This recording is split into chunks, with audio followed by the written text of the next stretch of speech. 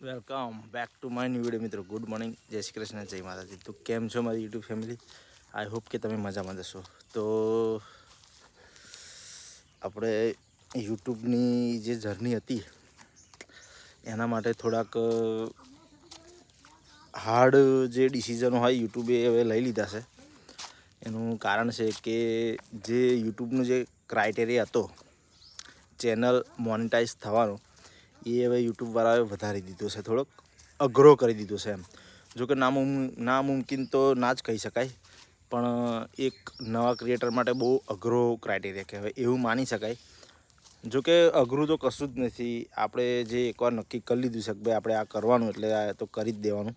અઘરું તો એમાં કશું જ હોય નહીં, પણ તો પણ થોડું કાઠું લાગે. તો તમને જણાવી દઉં કે યુટ્યુબનું જે ચેનલ મોનેટાઇઝેશનનો ક્રાઇટેરિયા જે હતો 1000 સબસ્ક્રાઈબર અને 4000 કલાક વોચ ટાઈમ, એની જગ્યાએ હવે યુટ્યુબે 8000 કલાક વોચ ટાઈમ કરી દીધું છે. 4000 તો ડબલ. એટલે અમુક ક્રિએટરોના 4000 કરવામાં પણ થોડુંક કાઠું લાગતું હતું. હવે 8000 કરવા પડશે. તો થોડું બેડ ફીલ તો થાય છે, પણ શું કરીએ હવે. મહેનત તો થોડી વધારે કરવી પડશે, ડબલ કરવી પડશે, અને સપોર્ટની પણ ખાસ જરૂર પડશે મિત્રો.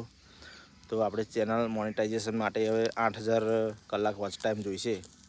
તો તમે થોડોક ડબલ સપોર્ટ આલો અને ચેનલ મોનેટાઇઝેશન જલ્દી કરાવી દો. અને બીજું કે એ ડિસિઝન યુટ્યુબનો જે અપડેટ છે એ લાગુ પડશે લગભગ 2027માં ફેબ્રુઆરી મહિનાની 1લી તારીખથી.